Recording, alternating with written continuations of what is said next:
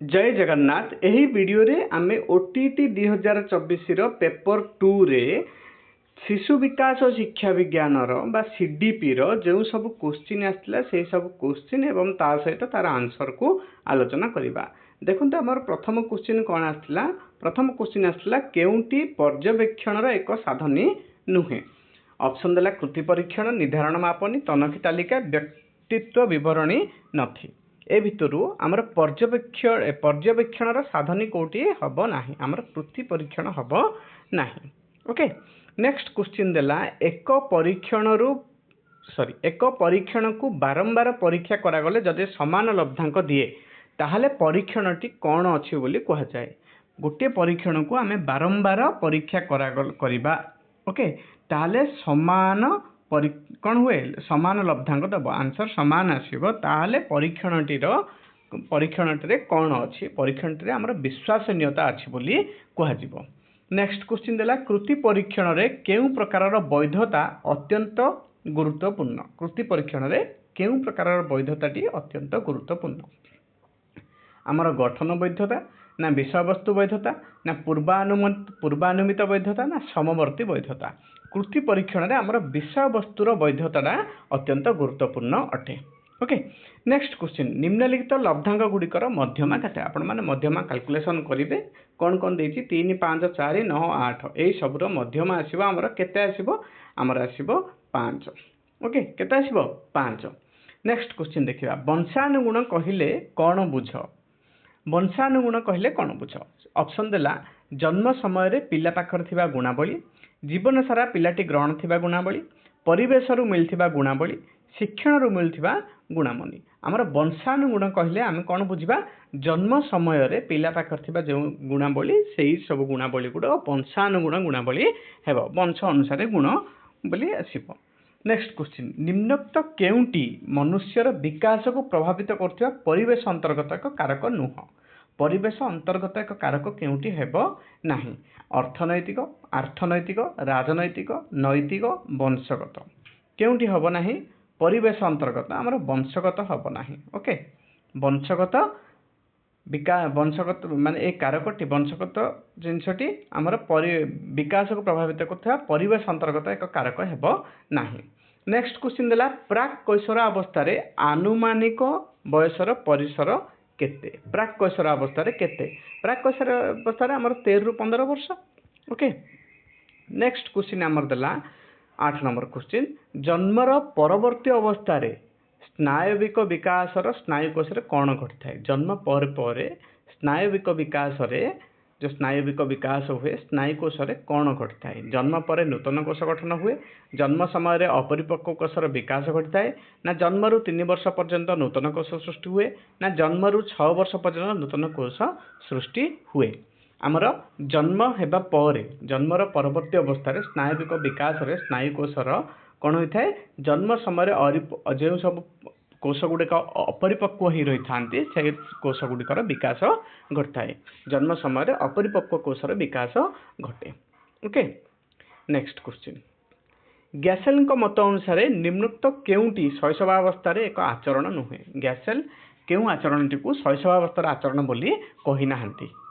अंगभंगी, भाषा, उपयोजन, सर्वव्यापी कोटी आमर हेब सर्वव्यापी। ओके, यही आचरणटी आमर कौन शैशवावस्थार एक आचरण नुह। नेक्स्ट क्वेश्चन विकासर केउ अवस्था रे जीवनर तरंग एक शिखर रे पहुंची थाए। विकासर केउ अवस्था रे जीवनर तरंगटी पूरा शिखर रे पहुंची थाए।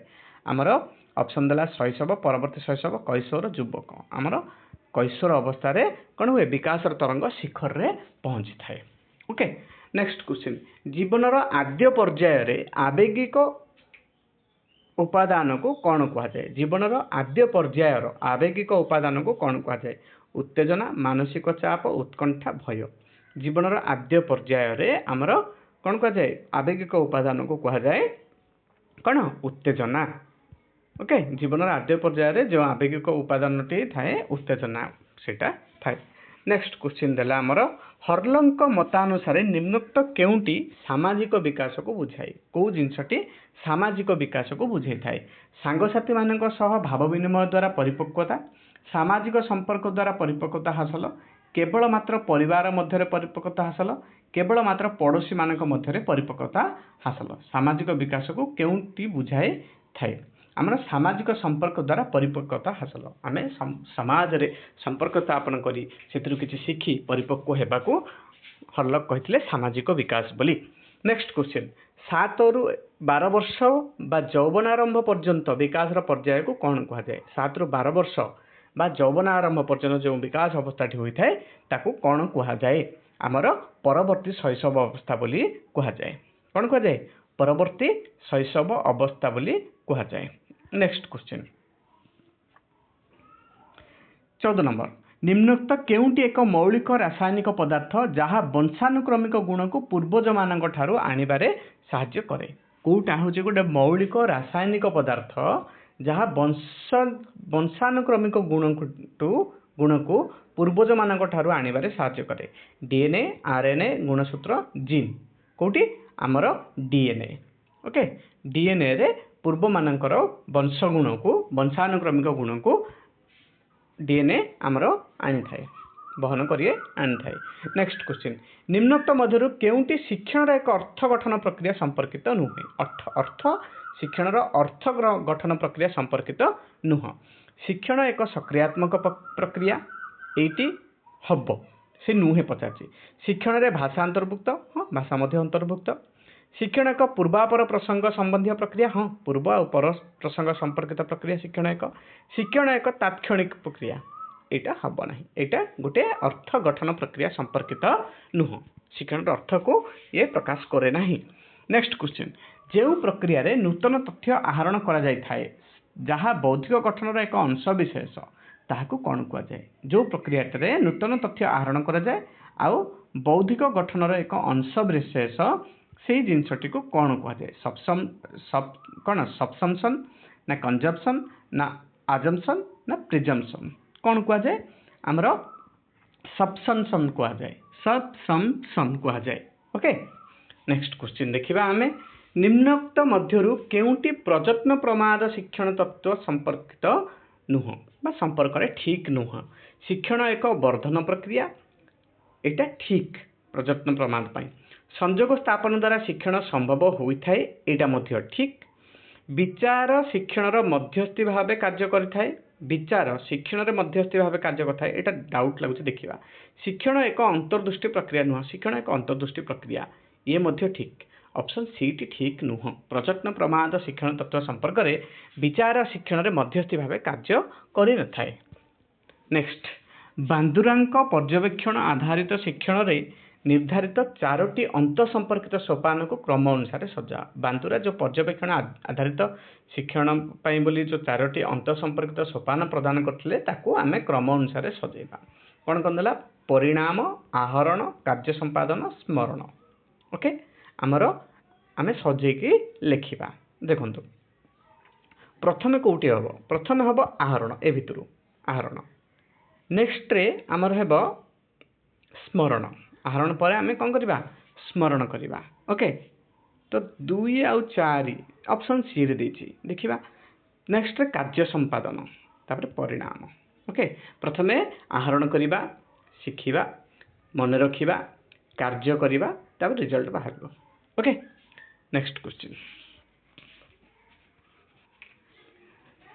निम्नोक्त मध्यरु केउंटी एडवांस ऑर्गेनाइजर संपर्कित नुह एडवांस ऑर्गेनाइजर संपर्कित केउंटी नुह एडवांस्ड ऑर्गेनाइजर एक स्वतंत्र उपक्रमणिका उक्ति यह एक प्रकार धारणा सबूर सेतु भली काम करे यह आचरणगत प्रतिरूपायन को उत्साहित करे यह अर्थपूर्ण और अर्थबोधक शिक्षण को सुगम करिथाए ए भितर कोटा एडवांस ऑर्गेनाइजर संपर्कित हब नाही यह आचरणगत प्रतिरूपायन को उत्साहित करे यहाँ एडवांस ऑर्गेनाइजर संपर्कित हब नाही। नेक्स्ट क्वेश्चन आम देखा क्वेश्चन नंबर 20 क्वेश्चन नंबर 20 देला निम्नोक्त मध्यरु केउंटी सृजनशील शिक्षार्थी लक्षण नुह सृजनशील शिक्षार्थी लक्षण केउंटी नुह साहसी सृजनशील शिक्षार्थी माने साहसी होती ये लक्षण कौतूहली ये मध्य लक्षण सर्वोत्कृष्ट संभाव्य उत्तर निमित्त चिंता करिबा दूरदृष्टि संपन्न मध्य सृजनशील शिक्षार्थी मानकर लक्षण अटे किंतु सर्वोत्कृष्ट संभाव्य उत्तर निमित्त चिंता करवाटा एटा सृजनशील शिक्षार्थी लक्षण नुह। ओके नेक्स्ट क्वेश्चन निम्नोक्त मध्यरु केउंटी शिक्षण बाधित शिक्षार्थी एक आचरणगत सूचांक नुह। शिक्षण बाधित शिक्षार्थी गोटे आचरणगत सूचांक नुह। से माने स्पष्ट भाव चिंता करि पारंती शिक्षण बाधित शिक्षार्थी ना शीघ्र क्लांति अनुभव करती ना पढ़ा बेले किसी धाड़ी डेई जाती ना कथार और कार्य उत्तेजित आचरण प्रदर्शन करती कौटा सूचांक नुह से आचरणगत सूचांक केउंटी नुह। से माने स्पष्ट भाव चिंता करें ना से शीघ्र क्लांति अनुभव करेंगे पढ़ा बेले किसी धाड़ी डेई जीवे कथार और कार्य उत्तेजित आचरण प्रकाश करेंगे। ओके नेक्स्ट क्वेश्चन देला शिक्षण एक सामाजिक क्रिया भाव विश्वास करे जे शिक्षण गोटे सामाजिक क्रिया भाव कौन विश्वास करे समस्या समाधान निमित्त कथन को व्यवहार करिपरिबा समस्या समाधान पर कथन को व्यवहार करिपरिबा। ओके संस्कृति शिशुर विकास निमित्त बौद्धिक साधन रूपे कार्य करे आमर संस्कृति शिशुर विकास पाई बोली बौद्धिक साधन रूपे कार्य करे। सामाजिक पारस्परिक क्रिया द्वारा मानसिक विकास होता है सामाजिक पारस्परिक क्रिया द्वारा मानसिक विकास संभव होता है।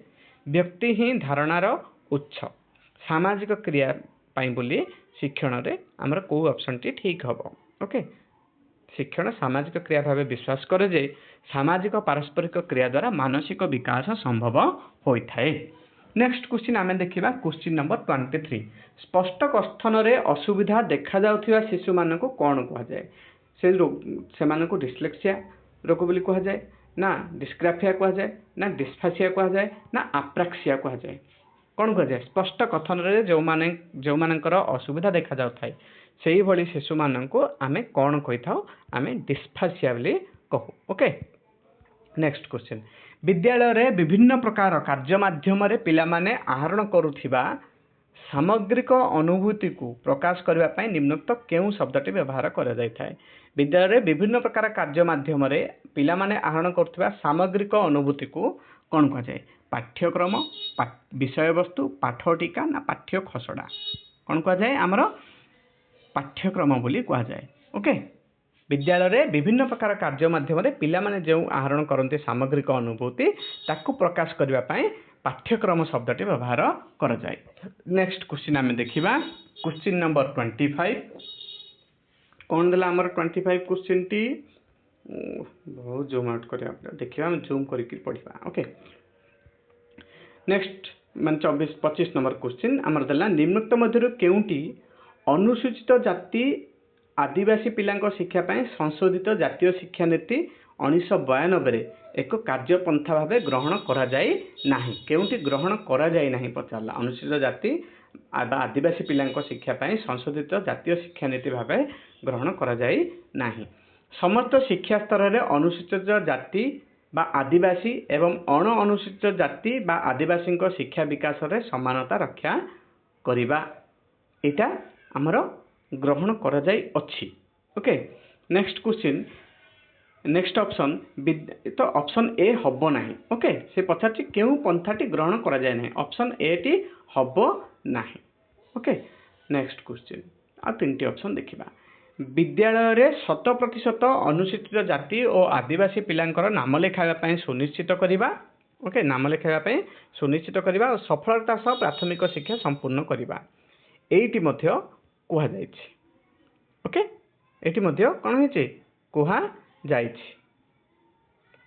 ओके एक ऑप्शन ए और ऑप्शन बी हेबो नाही। Okay next question option C अंततः पक्षे 75% 11 रु 14 वर्ष बयसर पिला विद्यालय नाम पंजीकरण करी सफलता सह अष्टम श्रेणी संपूर्ण करिवे एटी मध्य कुहा जायछि। तो ऑप्शन डी हम ऑटोमेटिकली कौन सठिक उत्तर देखिए ऑप्शन डी कौन देछि अंततः पक्षे 75% प्राथमिक शिक्षकों को तालीम प्रदान करवा ये कह जाए नाही। ओके नेक्स्ट क्वेश्चन देखिबा हमें क्वेश्चन नंबर 26 एक उत्तम परीक्षण रे केउ गुणटी न थाए उत्तम परीक्षण रे वैधता थाए विश्वसनीयता थाए आउ कौन थाए व्यवहारिकता मध्य थाए नमनीयता न थाए परीक्षण रे नमनीयता रहिबो नाही। नेक्स्ट क्वेश्चन निम्नोक्त पद्धति रे केउटी अन्य तीनोटी पद्धति तारु भिन्न आलोचना कैंद्रिक, शिक्षक कैंद्रिक, शिक्षार्थी कैंद्रिक, शिक्षण कैंद्रिक। आमर केउं पद्धति अन्यठू भिन्न? शिक्षक कैंद्रिक पद्धति अन्यठारु भिन्न। ओके, नेक्स्ट क्वेश्चन, निम्नोक्त मध्यरु केउंटी शिक्षार्थी कैंद्रिक पद्धति अटे? आलोचना, निदर्शन, वर्णना, प्रकल्प। केउंटी शिक्षार्थी कैंद्रिक पद्धति अटे? आमर केउंटी अटे? आमर प्रकल्प पद्धति अटे। ओके, आलोचना, निदर्शन, वर्णना ए तीनोटी नुह आमर प्रकल्प पद्धति रे शिक्षार्थी माने बहुत एक्टिवली पार्टिसिपेट करी प्रोजेक्ट करिया पई बोली। प्रकल्प माने कोन? प्रोजेक्ट करिया पई शिक्षार्थी माने बहुत एक्टिव भाबे प्रैक्टिस माने रहिबे पार्टिसिपेट हेबे, तेनु सेठी हबो सठिक उत्तर प्रकल्प पद्धति। निम्नलिखित मध्यरु शिक्षार्थी केंद्रिक पाठ्यक्रम रे काहार गुरुत्व अधिक? शिक्षार्थी केंद्रिक पाठ रे शिक्षक, शिशु, विषयवस्तु, परिवेश। आमर शिक्षक हबो सठिक उत्तर। केउंठी हबो? शिक्षक होची शिशु हेबो सठिक उत्तर। ओके, शिक्षार्थी केंद्रिक पाठ्यक्रम रे शिशुर गुरुत्व अधिक थाए। नेक्स्ट क्वेश्चन, केउं गुडिक केवल दृश्य उपकरण अटंती? केवल दृश्य उपकरण कलापटा, चार्ट, फ्लैश कार्ड। हाँ, ए ठीक। कलापटा रेडियो टेलीविजन, रेडियो श्राव्य, टेलीविजन दृश्य श्राव्य। यही ऑप्शन टी हम ना। कलापटा रेडियो खबर कागज, रेडियो अच्छी, यही ऑप्शन टी भी हम ना। कलापटा टेप रेकर्डर अच्छी, यही ऑप्शन टी भी हम ना। तो कलापटा, चार्ट और फ्लैश कार्ड होची आमर सठिक उत्तर। तो एठी आमर 30 टी क्वेश्चन सर जाइछि। आशा करछि समस्ते वीडियो को शेष पर्यंत देखुथिबे एवं आमर वीडियो आपनको भल लागुथिबो।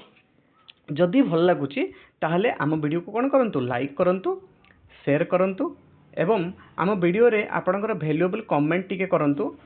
ओके, ता सहित आम चैनल को आपण माने समस्ते आपण माने सब्सक्राइब करंतु, जा फल कि आम चैनल जो वीडियो पड़ो आपण मान पाखक सर्वप्रथमे तार नोटिफिकेशन जीव एवं आपणकर प्रिपरेशन जर्नी स्ट्रंग हो पार। आपण बहुत शीघ्र बहुत स्मूथली ओटीईटी जेटी क्लियर करें। धन्यवाद, रहुछि। जय जगन्नाथ।